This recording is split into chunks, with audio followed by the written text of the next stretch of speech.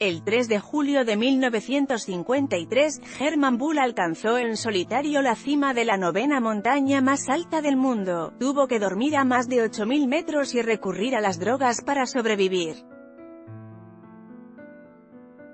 Los hombres siempre han querido ponerse retos, demostrar que son mejores, que pueden superar cualquier obstáculo. Así comenzó la carrera por coronar las cimas más altas de la Tierra a finales del siglo XIX.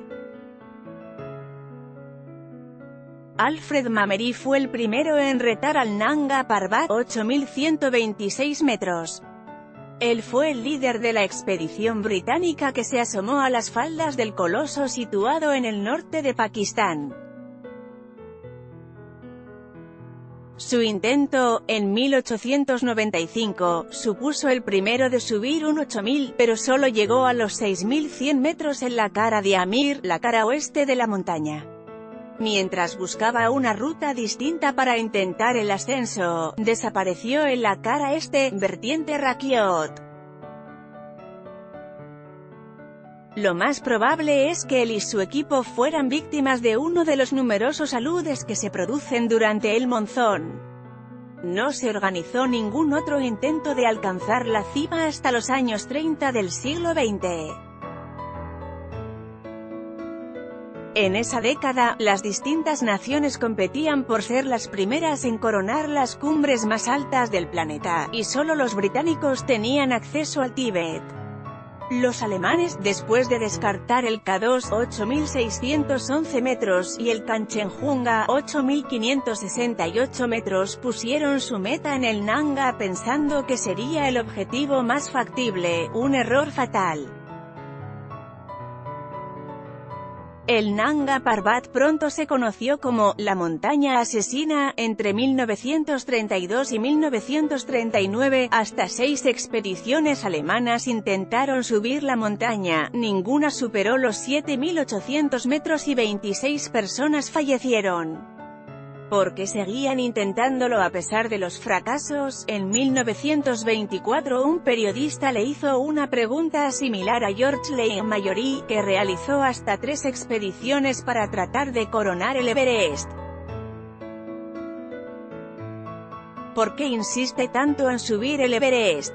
«Porque está ahí», respondió. No había más razones, y ese año, Mallory, casado y con 3 hijos, fallecería intentando coronar el techo del mundo, vengar a los alemanes. Pero volvamos al verano de 1953. 3 años antes, los franceses ya habían conquistado el Annapurna, 8.091 metros, y los ingleses estaban a punto de hacer cumbre en el Everest, 8.848 metros.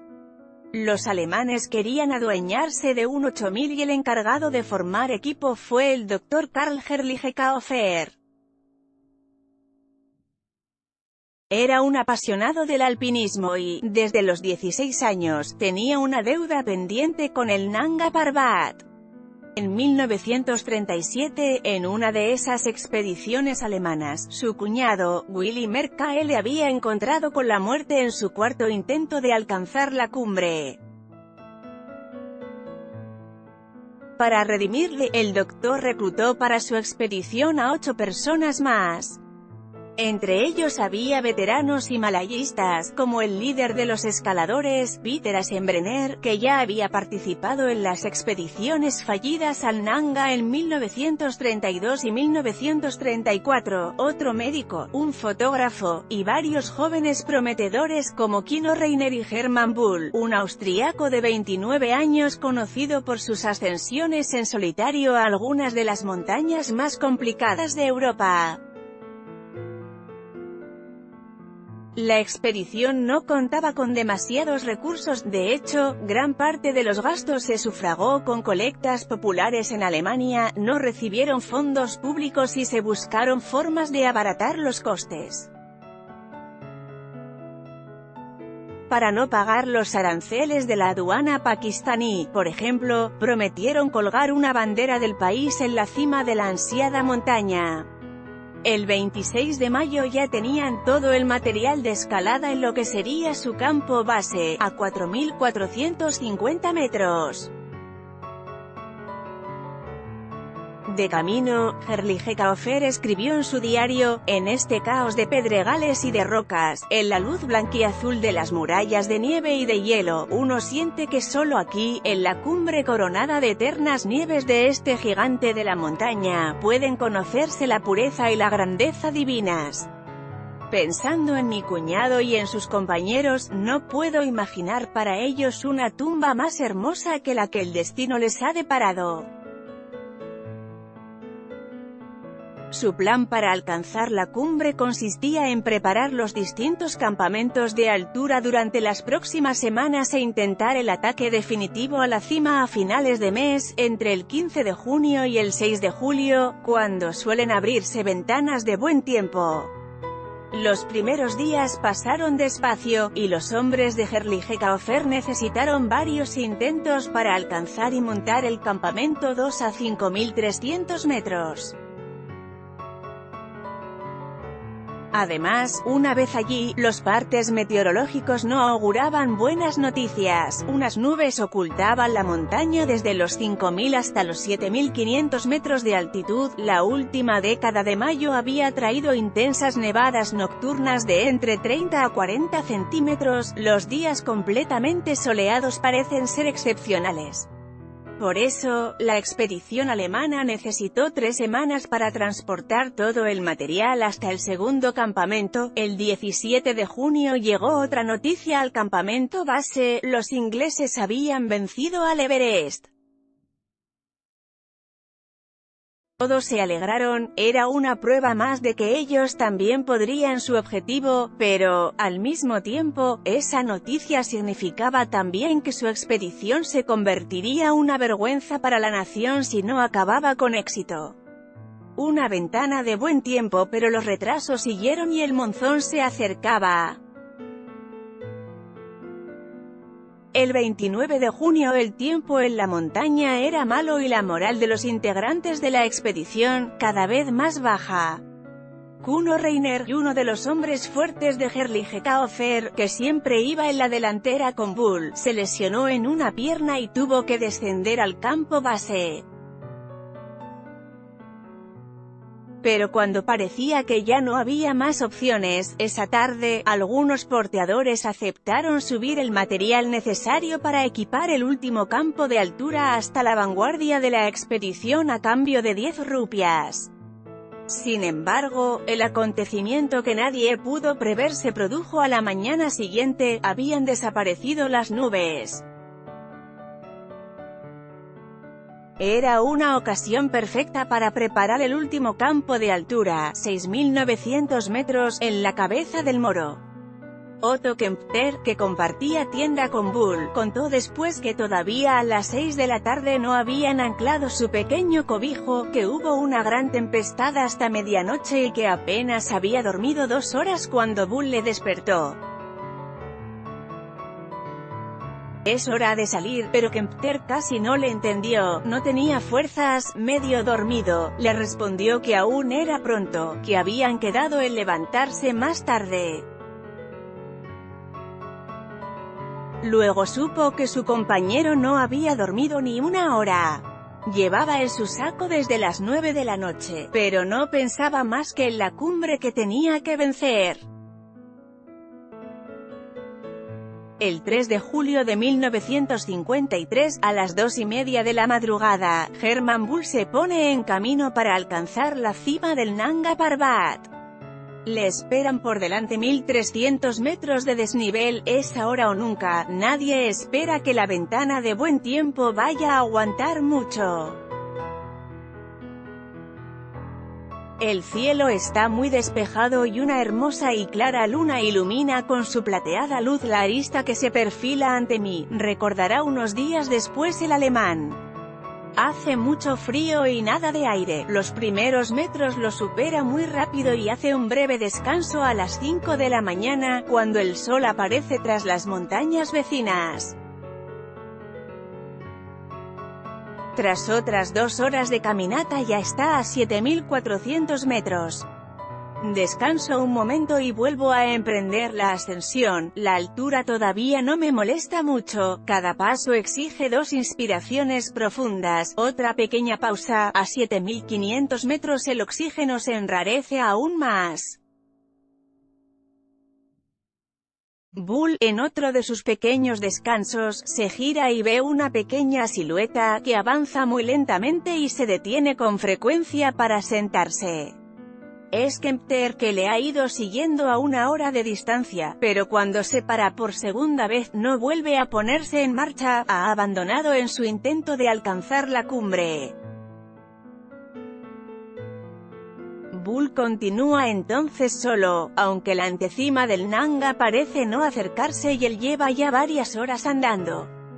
Según sus cálculos, tendría que llegar a la cumbre a mediodía para ponerse a resguardo antes de que anochezca. La mochila le pesa tanto que Bull decide dejarla a los pies de la rampa que conduce a la antecima. Me arrollo el anorak a la cintura, me pongo en los bolsillos el banderín, mi máquina fotográfica, mis guantes de recambio y mi cantimplora llena de infusión de coca. Añado también pervitina y padutina contra las heladuras y cojo mi piolet. De pronto me siento más fuerte, mi marcha se hace mucho más rápida y, con toda mi energía, subo hasta la antecima, de 7910 metros de altitud. Antes de enfrentarse a la brecha del Diamir, el escalador tirolés consume 2 tabletas de pervitina, una metanfetamina que le estimulará durante las 6 o 7 horas siguientes. Es el tiempo que tiene para subir a la cima y encontrar cobijo. Ya son las 2 de la tarde, a las 6 de la tarde, Bull alcanza los 8000 metros de altitud. Las fuerzas se me acaban. Como montañero, sé que debo proseguir hasta el fin, pero no sé si ese sentimiento puede aplicarse al Nanga Parbat, ese pico inviolado que ha costado ya tantas vidas humanas. Toma un último trago de coca para coger fuerzas y ya está a 100 metros de la cima. Abandono mis bastones de esquí, incapaz ya de andar, avanzo a gatas, repentinamente baja todo el suelo a mi alrededor, estoy en la cumbre. Regreso entre alucinaciones. Hermann Bull pasó a la historia el 3 de julio de 1953. Su expedición al Nanga Parbat supuso la tercera coronación de un 8000 en la historia, después de los ascensos al Annapurna y al Everest, la primera vez que alguien subía solo a la cumbre, aunque la primera expedición completamente en solitario la logró Reinhold Messner en 1978, también en el Nanga Parbat, y la primera vez que se alcanzaba una montaña de esa altura sin utilizar oxígeno. A decir verdad, no experimento la alegría que esperaba, solo me siento muy dichoso por haber acabado esta interminable ascensión. Bull recuerda que eran las 7 de la tarde, muy tarde. Sacó de sus bolsillos el pequeño banderín tirolés de su club de montaña, lo ató al piolet y sacó varias fotografías. Luego hizo lo mismo con la bandera de Pakistán. Son las 7:10 cuando Bull deja la cumbre rocosa, el sol desaparece del horizonte y el frío se hace sentir. Como ha dejado su piolet en la cima, su único apoyo son los 2 bastones de esquí. Además, a los pocos metros, uno de sus crampones se le suelta. Está a 150 metros de la cumbre cuando llega la noche. Adivino a escasa distancia los contornos de un bloque de rocas y procuro llegar a él. Apoyo mi cuerpo en la pared de una inclinación de 50 y paso la noche en pie. Todo su equipo de bivac está en la antecima, así que solo puede servirse de unas píldoras de padutin, unas hormonas que ayudan al sistema circulatorio, para pasar la noche a 8000 metros.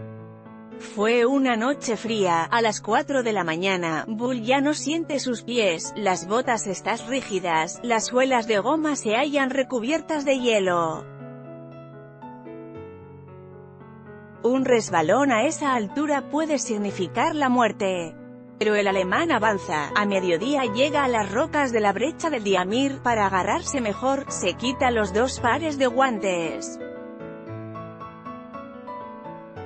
Cuando quiere volver a ponérselos, ya no encuentra más que un par. De acuerdo con lo que contó después, durante todo el día Bull tuvo la sensación de que alguien le seguía. En varios momentos estuvo tentado de girarse para hablar con su compañero. Cuando buscaba los guantes, ese silencio le respondía que se habían perdido. Cuando ya en la antecima encuentra su mochila y puede beber y comer algo, distingue 2 puntos negros, les grita, oye voces y llamadas, le llaman por su nombre. Pero esos puntos no se mueven. No son más que piedras. Bull toma las últimas pastillas y sigue bajando. Cada 2 o 3 pasos exigen al principio 10 inspiraciones precipitadas, luego 20. A las 17:30 miro hacia abajo y veo a 2 compañeros en la cabeza del moro. Esto me anima, e impulsado por una fuerza misteriosa, vuelvo a ponerme en marcha con más facilidad. Uno de esos compañeros es Hans Rtlig, que había subido esa tarde al campo V para colocar una lápida en homenaje a los muertos de 1934. Al verle, corre a buscarle. El otro compañero es Walter Froenberg. Nos parece que regresa del más allá, contará después. Poco nos importa si ha llegado a la cumbre o no. Viene a reunirse con nosotros, y esto basta. El grupo de vanguardia, con un Bull victorioso, llegó al campamento principal el 7 de julio y fueron coronados de flores.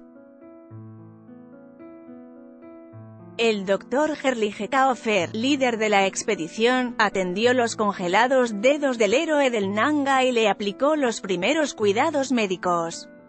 En el libro que escribió tras la expedición, el doctor recuerda que, durante todo el trayecto entre la base del Nanga y la ciudad más próxima, fue preciso transportar a Bull, estaba extenuado.